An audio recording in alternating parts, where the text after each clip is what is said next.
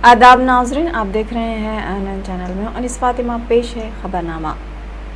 तेलंगाना कानून साज असम्बली के 8वें इजलास का आगाज़ हुआ।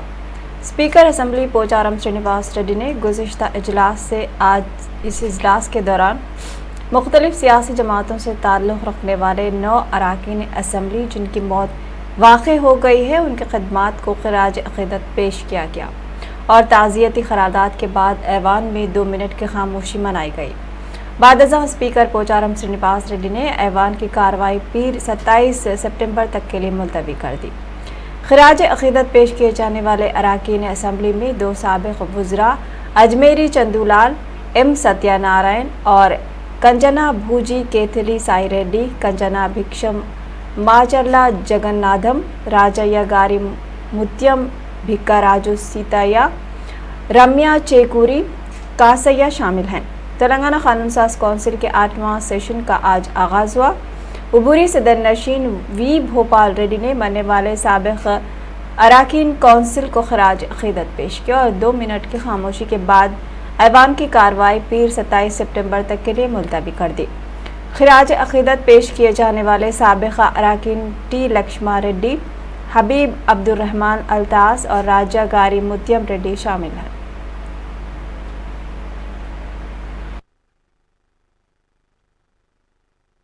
భద్రాద్రి కొత్తగూడెం జిల్లాలోని భద్రాచలం శాసనసభ నియోజకవర్గం మాజీ సభ్యులు శ్రీ కుంజ బుజ్జి గారి మృతి పట్ల ఈ సభ తీవ్ర సంతాపాన్ని వ్యక్తం చేస్తూ శోకార్తులైన వారి కుటుంబ సభ్యులకు తన ప్రగాఢ సానుభూతిని తెలియజేస్తున్నది। శ్రీ కుంజ బుజ్జి గారు 1985 నుంచి 1989 వరకు, 1989 నుండి 1994 వరకు మరియు 1994 నుండి 1999 వరకు భద్రాచలం శాసనసభ నియోజకవర్గం నుండి ఉమ్మడి ఆంధ్రప్రదేశ్ శాసనసభకు ప్రాతినిధ్యం వహించారు। తెలంగాణ సాయుధ పోరాటంలో పాల్గొని సిపిఐఎం పార్టీలో చేరారు। జనం పక్షాన ఎన్నో ఉద్యమాల చురుగ్గా పాల్గొంటూ గిరిజన ప్రజల సమస్యల పరిష్కారం కోసం కృషి చేశారు। వీరు తమ నియోజకవర్గ అభివృద్ధికి ఎనలేని కృషి చేశారు। వీరు 2021 ఏప్రిల్ 12వ తేదీన మరణించారు। వీరి వయసు 95 సంవత్సరాలు। ములుగు శాసనసభ నియోజకవర్గం మాజీ సభ్యులు శ్రీ అజ్మీరా చందులాల్ గారి మృతి పట్ల ఈ సభ తీవ్ర సంతాపాన్ని వ్యక్తం చేస్తూ శోకార్తులైన వారి కుటుంబ సభ్యులకు తన ప్రగాఢ సానుభూతిని తెలియజేస్తున్నది। శ్రీ అజ్మీరా చందులాల్ గారు 1981 నుంచి 1985 వరకు జగ్గన్నపేట సర్పంచ్గా ఉన్నారు। వీరు 1985 నుంచి 1989 వరకు, 1994 నుంచి 1996 వరకు ఉమ్మడి ఆంధ్రప్రదేశ్ శాసనసభకు మరియు 2014 నుంచి 2018 వరకు ములుగు శాసనసభ నియోజకవర్గానికి తెలంగాణ శాసనసభకు ప్రాతినిధ్యం వహించారు। వీరు ఆంధ్రప్రదేశ్ శాసనసభలో గిరిజన సంక్షేమ కమిటీ అధ్యక్షులుగా పనిచేశారు। భద్రాద్రి वज़ीर आला के चंद्रशेखर राव ने बिजनेस एडवाइजरी कमेटी के इजलास में वाज़ेह किया कि असम्बली का मानसून इजलास जितने रोज़ चाहे उतने रोज़ रखा जाएगा। हुकूमत की जानिब से IT इंडस्ट्री, हरिता हरम पर मुख्तसर मुबाहिस रखे जाएंगे और हर रुकन असम्बली को अपने हल्के के मसाइल पेश करने के लिए वक्फे सिफर में मौका देने के अलावा हुकूमत के पेश करदा बिलों पर बात करने का मौका दिया जाएगा। उन्होंने बताया कि तेलंगाना की तश्कील के बाद तेलंगाना के असम्बली मुल्क भर में मिसाली बनकर उभर रही है। जुमा के रोज़ speaker assembly P Srinivas Reddy की क़यादत में बिजनेस एडवाइजरी कमेटी का इजलास मुनक़िद हुआ, जिसमें ऐवान के एजेंडे का जायज़ा लेते हुए स्पीकर असम्बली ने फैसला किया कि असम्बली का मानसून इजलास 5 अक्टूबर तक जारी रखा जाएगा। ऐवान की कार्रवाई 25 सितंबर बरोज़ हफ्ता जारी नहीं रहेगी। इसके अलावा 26 सितंबर और 3 अक्टूबर को इतवार की तातील रहेगी। तेलंगाना असम्बली के 8वें सेशन का मानसून इजलास जो आज से शुरू हुआ 12 रोज तक जारी रहेगा, जिसमें ऐवान की कार्रवाई 9 दिन चलाई जाएगी। मीटिंग में वज़ीर आला के चंद्रशेखर राव, डिप्टी स्पीकर पद्मा राव, रियासती वज़रा प्रशांत रेड्डी, जी कमलाकर, के ईश्वर, CLP कायद भट्टी, विक्रमार्का, मजलिसी फ्लोर लीडर अकबरुद्दीन ओवैसी और दीगर मौजूद थे।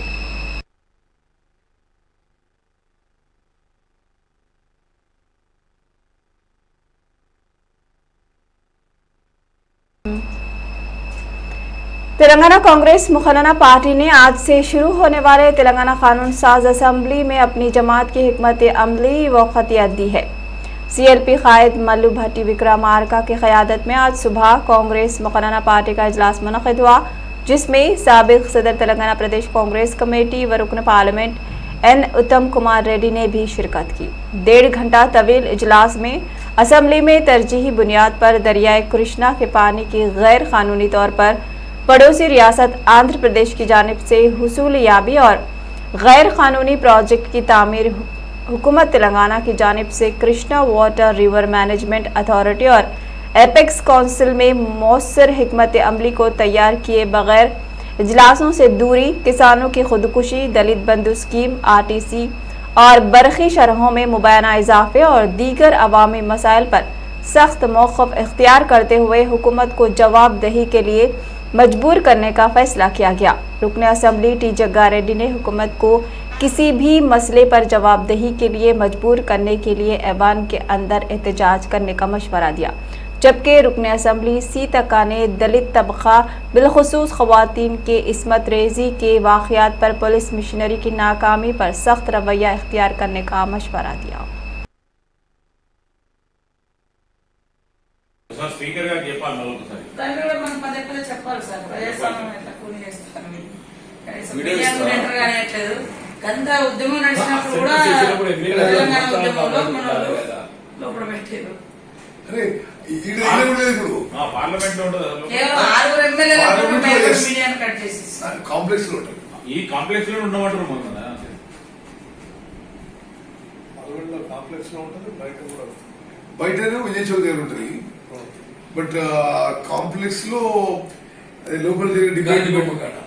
గాంధీ బొమ్మ కాడ, పార్లమెంట్ గాంధీ బొమ్మ కాడ ఉంటుంది. దాని ఈ ఉన్న గాంధీకి చెప్పుకోవాలి కదా. ఇక్కడ కూడా గాంధీ బొమ్మ ఉంది. ఇక్కడ గాంధీ బాబు ఎప్పుడు తాళవేసి వస్తారు. Always lock. ఒక రోజు అక్కడ ఉన్నది అది వినూత్నంగా సార్ ఎట్లా చేస్తారు. గాంధీని కూడా బంధించారు. గాంధీని కూడా బంధించారు, మీడియాను కూడా బయట పెట్టేసారు.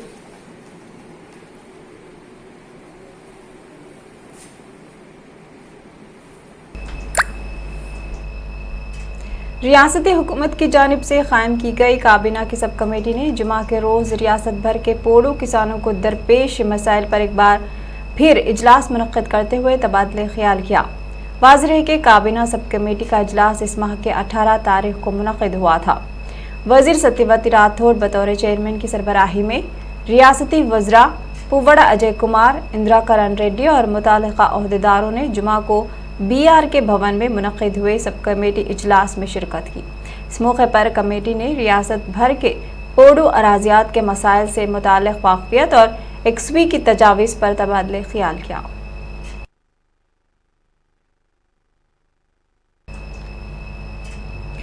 वज़ीर अफ़ज़ाइश व मवेशियाँ तलसानी श्रीनिवास यादव ने कहा कि रियासत के तमाम सरकारी इदारों को खानगी इदारों के मेयार पर तरक्की दी जाएगी। सिकंदराबाद के वेस्ट मारेडपल्ली में वाक़िए गर्ल्स हाई स्कूल में हिमांशु की ज़ेर क़यादत कायम किए गए वाटर प्लान का इफ्तिताह अंजाम दिया। दरियासना उन्होंने स्कूल के अहाते का जायज़ा लिया और तलबा से मसाइल दरियाफ्त किए और फौरी एक्सवी के मुतालिका अहदेदारों को हिदायत दी। संगारेड्डी के रुकने असेंबली जग्गा रेड्डी ने कहा कि कांग्रेस पार्टी के साथ वफादारी निभाने के बावजूद भी उनकी तौहीन की जा रही है। जुमा को एक प्रेस कॉन्फ्रेंस से खिताब करते हुए उन्होंने सनसनीखेज बयान दिए। उन्होंने कहा कि अगर वो टीआरएस में शामिल होंगे तो उन्हें जाने से कौन रोकेगा। उन्होंने कहा कि गीता रेड्डी ने गजवेल में मुनक़्क़िद हुए इजलास में उन्हें बात करने का मौका तक फराहम नहीं किया। उन्होंने कहा कि वो गीता रेड्डी की इज्जत करते हैं, लेकिन गजवेल इजलास में उनकी तौहीन की गई। उन्होंने कहा कि वो भी 2 लाख लोगों के साथ इजलास मुनक़्क़िद कर सकते हैं और रियासत में उनके चाहने वाले बहुत हैं। जग्गा रेड्डी ने अफसोस का इजहार करते हुए कहा कि पार्टी के लिए ईमानदारी के साथ काम करने के बावजूद भी उनकी तौहीन की जा रही है। भारतीय जनता पार्टी ने बिजनेस एडवाइजरी कमेटी में बीजेपी को मद्दू न किए जाने की मजम्मत करते हुए कहा कि वजीर आला के चंद्रशेखर राव दस्तूर के बगैर अपनी मर्जी चला रहे हैं। मुत्तहिदा आंध्र प्रदेश में 294 रुकन असम्बली की न सिर्फ 2 रुकनी बीजेपी बल्कि 1 रुकन वाली जमात को भी बिजनेस एडवाइजरी कमेटी में शिरकत की दावत दी जाती थी ताकि जमहूरियत के ढांचे को मुस्तहकम करने वाले ऐवान के एजेंडे की तैयारी में सबको शरीक किया जा सके। लेकिन बदकिस्मती से वज़ीर आला के चंद्रशेखर राव मुल्क में बरसर इख्तिदार सबसे ज़्यादा रुकनियत रखने वाले और 18 रियासतों में इख्तिदार पर फायज बीजेपी के अराकीन को बिजनेस एडवाइजरी कमेटी के इजलास से दूर रखते हुए जमहूरियत का गला घूंटा है।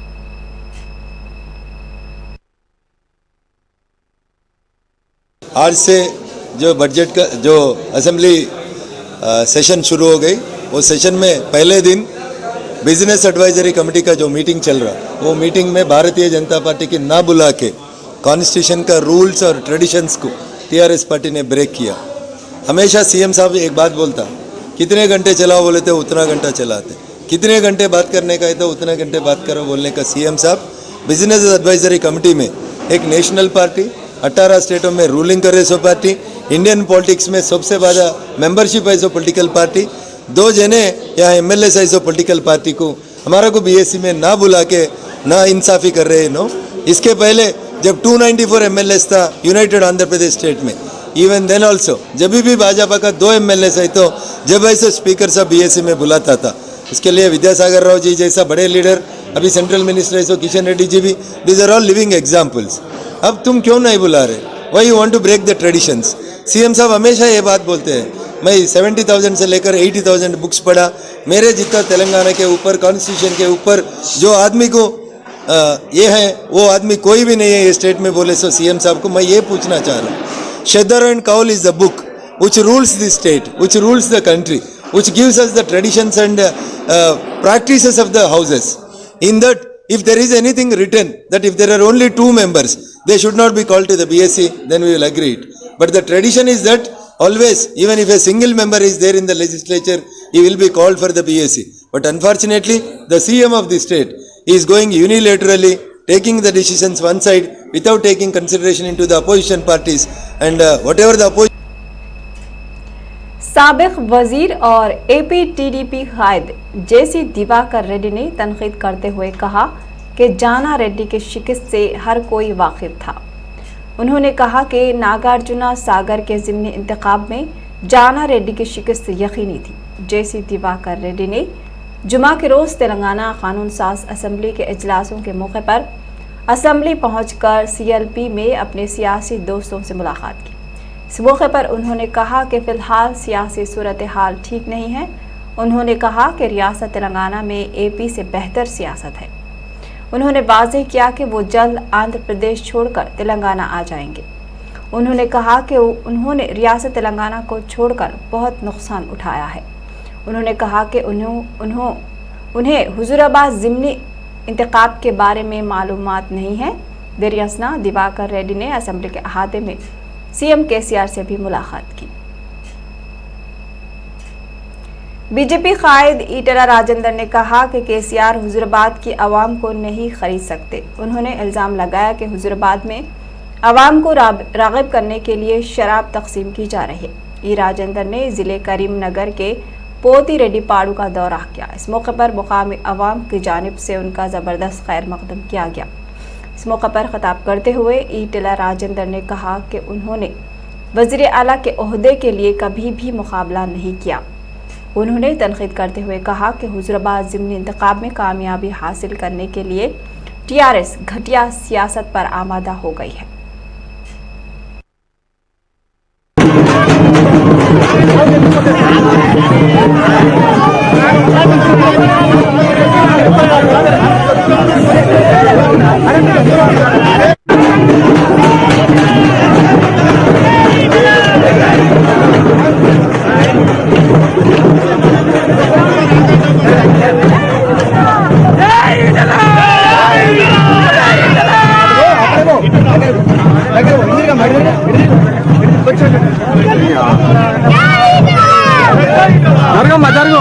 ఆరాటం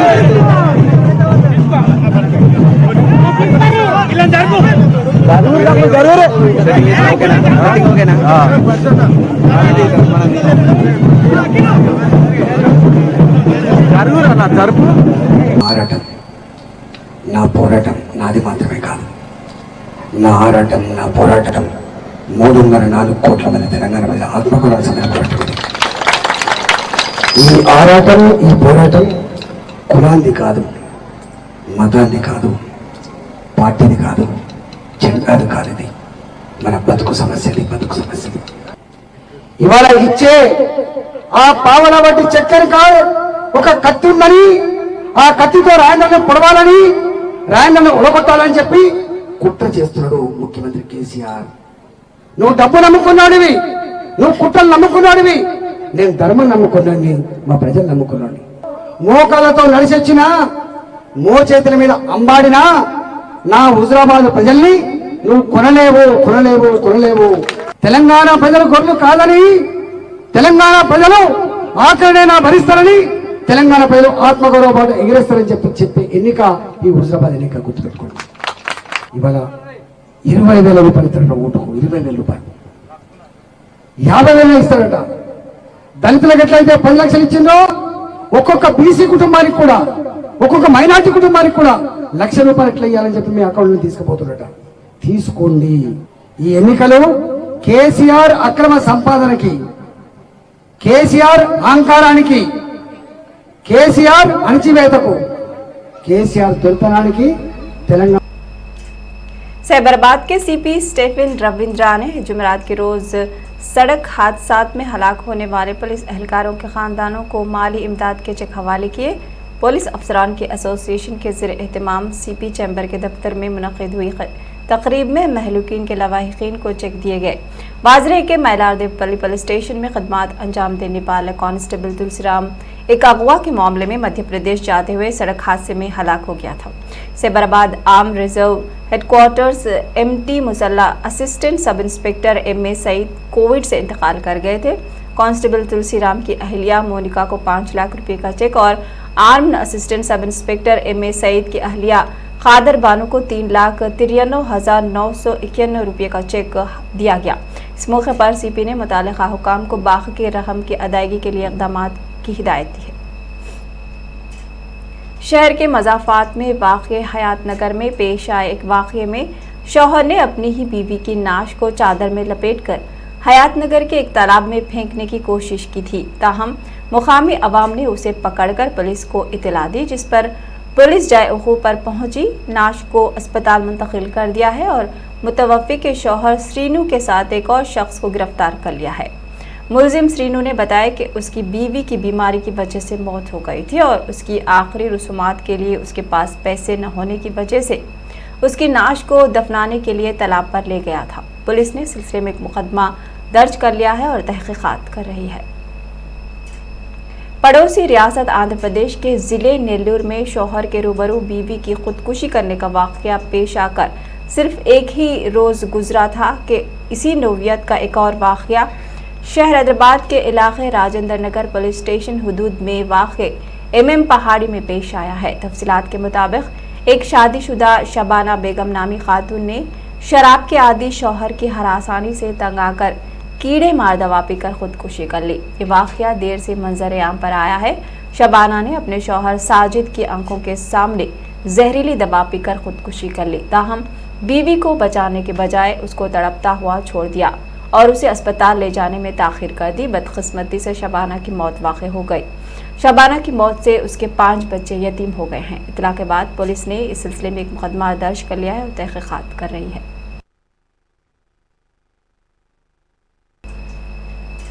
वज़ीर आज़म नरेंद्र मोदी और अमरीकी नायब सदर कमला हैरिस ने कल रात वाशिंगटन डीसी में मुलाकात की। दोनों रहनुमाओं ने अपनी पहली बिला मुशाफा मीटिंग पर मसरत का इजहार किया। मोदी और कमला हैरिस ने कोविड-19 सूरत हाल और इस वबा की रोकथाम के लिए जारी कोशिशों पर तबादला ख्याल किया। वज़ीर आज़म ने इस मौके पर अमरीकी ताउन और मदद की सताइश।